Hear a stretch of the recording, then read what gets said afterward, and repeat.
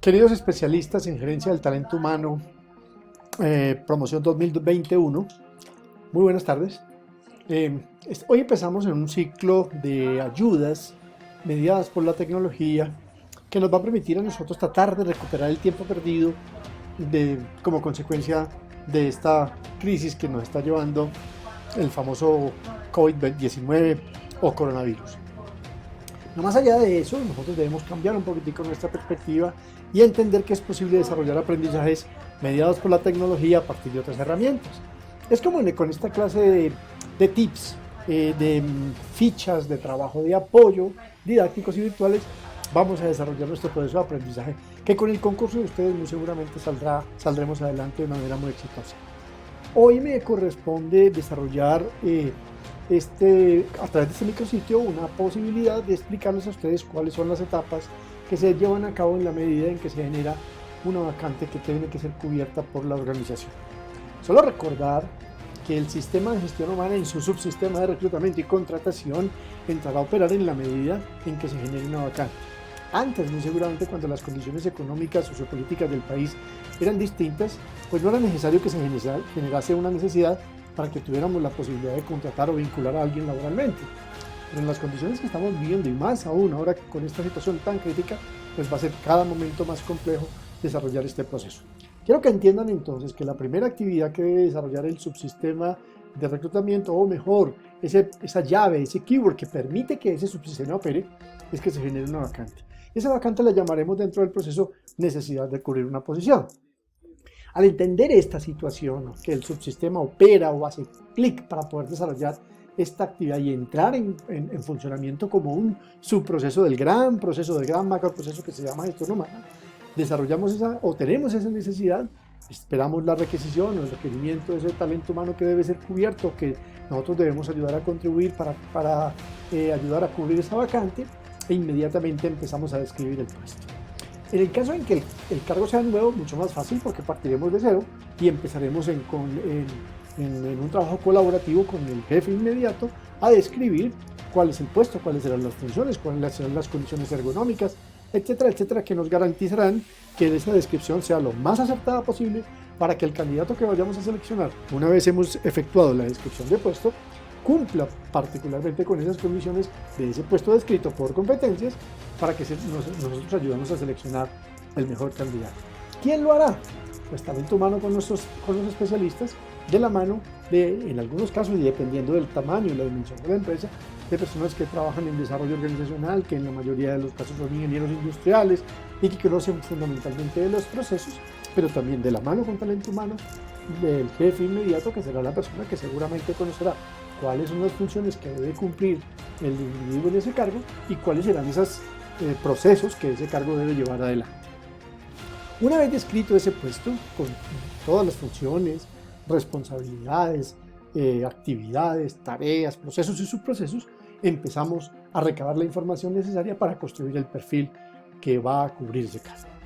Esta es una función 100% técnica, en donde la gente de talento humano, con el jefe inmediato, con el apoyo del jefe inmediato, empieza a recuperar esa información que nos permitirá describir ese puesto por competencias. Empezamos con la formación académica requerida, por supuesto, que va de la mano con la revisión de la descripción del puesto. También tendremos en cuenta la formación académica, la formación posacadémica, la formación complementaria. Recordar que hay unas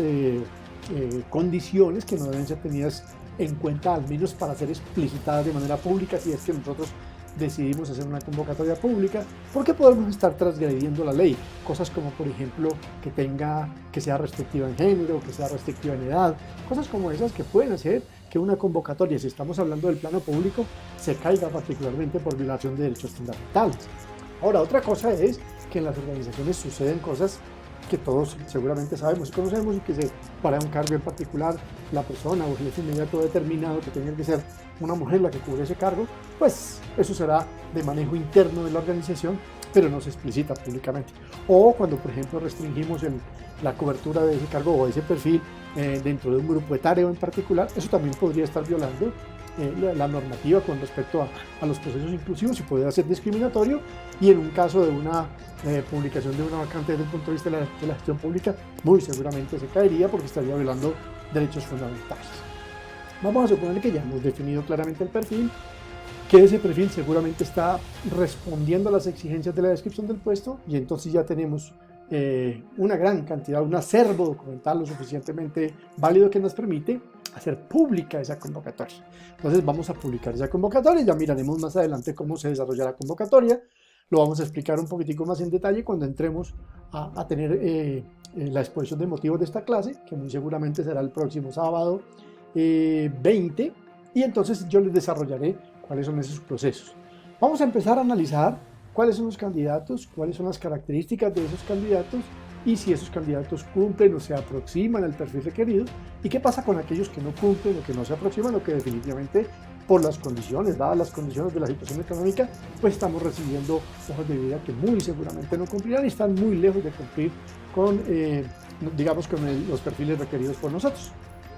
En ese orden de ideas, vamos a suponer que nosotros hemos de realizar una búsqueda, y si nosotros somos lo suficientemente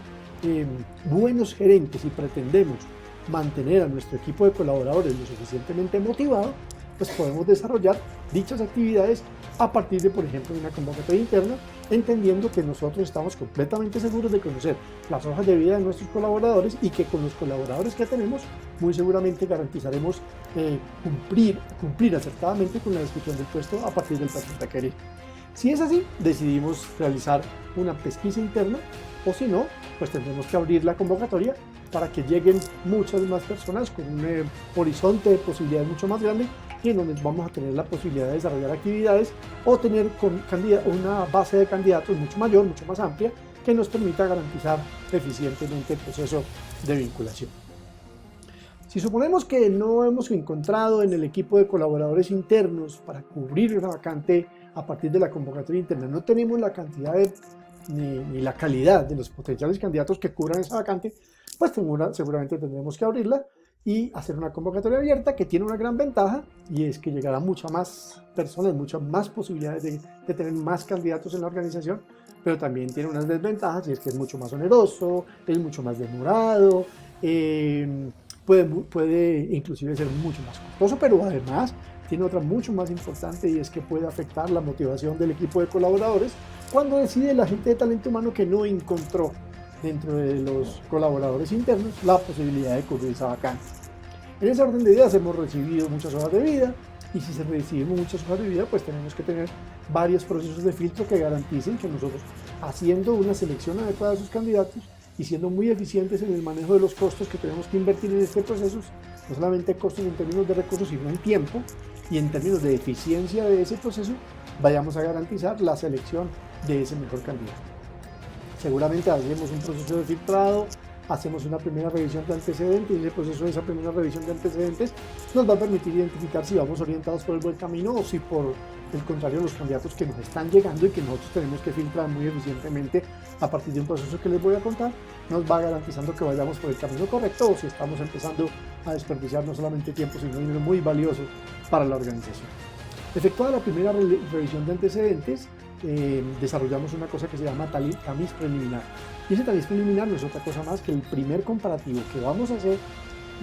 con las hojas de vida que nosotros hemos recibido, con el perfil que estamos buscando y hemos diseñado, pero además con que las condiciones que cumplan esos perfiles deben cumplir con la descripción del puesto que hemos hecho previamente. Si nosotros hacemos ese primer tamiz, muy seguramente vamos a pasar o van a pasar por ese tamiz. La palabra tamiz significa filtro. Por ese filtro van a pasar unos candidatos que se apegan mucho más al perfil definido, y muy seguramente quedarán otros, digamos, por fuera de carrera. ¿Qué hacemos con las hojas de vida que no cumplen con ese perfil inicial? Pues, mis queridos amigos, habrá muchas personas que piensan que esas hojas de vida no sobran en la organización. Eso sería un error estratégicamente grande, porque eso es un gran, digamos, tesoro en el término de la búsqueda de unos potenciales coberturas de candidaturas posteriores, porque ya tenemos ahí las hojas de vida. Entonces, ¿para qué las vamos a descartar? Pues lo que tenemos que hacer es, digamos, filtrarlas, agruparlas por sus condiciones, por sus características, por sus competencias, que muy seguramente en el futuro nos van a servir para cubrir una vacante que se llegue a presentar en el futuro cercano. Generado ese primer tamiz, empiezan las rondas de entrevistas. Primera entrevista, que la hace directamente la unidad de talento humano con sus especialistas, en donde se pretende conocer mucho más del perfil de ese candidato, mucho más, por supuesto, más, de una manera más cerca, más próxima con el perfil de esos candidatos, recordando siempre que no tenemos muchas posibilidades de tener momentos de verdad, porque en las organizaciones una muy buena primera experiencia puede ser la única. O sea, quiere decir que los candidatos en ese momento tienen que ser muy eficientes al momento de confeccionar su hoja de vida para cautivar a la gente de talento humano y que nosotros como unidad de talento humano nos sintamos atraídos por esa hoja de vida y queramos ver esas personas en un segundo momento o tercer momento de verdad. Entonces, primera entrevista, gente de talento humano, especialistas en talento humano, nosotros trabajando particularmente en el conocimiento de manera general de una hoja de vida de un candidato que se aproxima a nuestra organización y que pretende dar respuesta a una vacante que tenemos a partir de la confección de un perfil y de la identificación de competencias que respondan a la descripción de un cargo. También se hace una segunda, también se hace una segunda etapa de entrevistas que ya seguramente la segunda va más adelante, la explicaré más adelante, pero quiero confeccionarla de una vez o contarles de una vez. Y es un segundo proceso de entrevistas en donde quien desarrolla la entrevista ya es el jefe inmediato, ya es la persona que va a tomar la decisión de contratar, o mejor, la decisión de seleccionar a ese candidato, porque quien contrata es la unidad de talento humano, pero la decisión de seleccionar el candidato que él considere más adecuado. Y en esta segunda entrevista, que es completamente decisoria y concluyente, en este proceso, ese jefe inmediato pues seguramente hablará de las experiencias previas que ha tenido ese candidato cuando ha desempeñado un cargo similar, por el cual nosotros estamos llamando a esta persona convocatoria, y que va a tratar de dar respuesta mucho más eficientemente a las necesidades que tiene ese cargo. Posteriormente viene el proceso de evaluaciones, teniendo en cuenta, cuando estamos hablando de evaluaciones, todos los procesos de evaluación que hay, las pruebas, los test, las entrevistas, los procesos de examen psicológico, examen de conocimiento y toda aquella batería instrumental que nos va a permitir intervenir ese candidato para seleccionar siempre el mejor. Cuando nosotros hemos pasado por esos procesos, ya lo explicaré mucho más en detalle cuando tengamos la clase, cuando pasamos por ese proceso, pues muy seguramente ya nos estaremos aproximando de una manera muy cercana a confeccionar el perfil deseado. Hemos ya construido un ranking de candidaturas en donde hemos definido quién es el primero, que desde nuestra perspectiva y experticia podamos identificar quién es el primero, el que está más cerca a quedarse con el cargo para el cual se ha generado la vacante. Posteriormente a ese ranking confeccionamos un informe final, que ese informe final tendrá que irse directamente al jefe inmediato para que ese jefe inmediato, después de la entrevista definitiva, tome la decisión de contratar a tal o cual candidato a partir de las sugerencias que nosotros le hayamos hecho a ese jefe inmediato. Una vez él garantiza que nosotros le hemos dado la colaboración necesaria para que tome la mejor decisión, pues él seleccionará al finalista, nos dirá a nosotros quién es el finalista que ha seleccionado, empieza el proceso posterior, que es el proceso de negociación con ese candidato, para que a ver si de pronto las condiciones que la empresa ofrece satisfacen sus necesidades. Ese proceso de negociación se debe hacer por escrito, nosotros debemos hacer una oferta por escrito a ese candidato, donde él tendrá la posibilidad de seleccionar o aceptar si sí o no. Posteriormente, vamos a suponer en este caso que nos dijo que sí, le comunicaremos a los postulantes que no quedaron seleccionados con una comunicación lo suficientemente elegante, dándole agradecimientos por el tiempo y por la dedicación que estableció al compartir con nosotros su experiencia, y después vienen los procesos de admisión y vinculación que los desarrollaremos en la sesión del sábado próximo, y posteriormente el proceso de inducción, que ya también les contaré en detalle cómo se debe hacer de la manera más eficiente posible. Hasta aquí este primer videoclip que les va a tratar de dar mucho análisis a ustedes de cuál debería ser el paso a paso de un proceso de selección por competencias o de reclutamiento por competencias, y que dé respuesta a una inquietud que se pueda presentar ante una necesidad. Nos vemos en una próxima videocápsula.